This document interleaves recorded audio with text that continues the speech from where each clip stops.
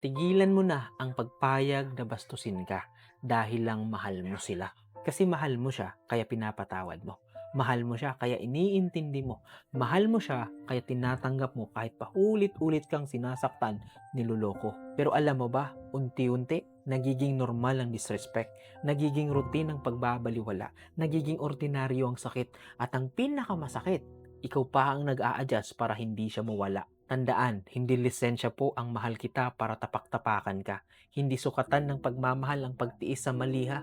Kapag kailangan mong i-explain ang halaga mo sa taong dapat automatic ka ng pinapahalagahan, may mali na. Kasi minsan, tinatanong natin bakit ba nananatili. Una, baka dahil takot kang mag-isa. Dahil maybe invested ka na.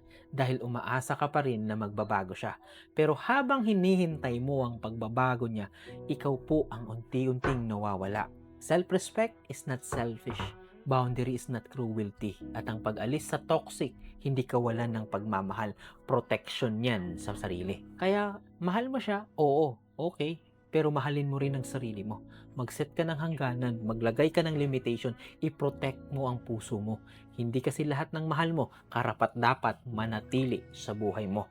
Love without boundaries becomes self-destruction.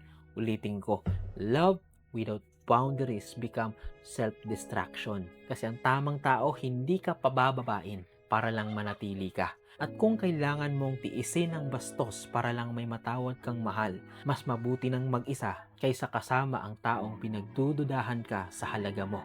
Remember, mas okay ng mag-isa kaysa may maling kasama.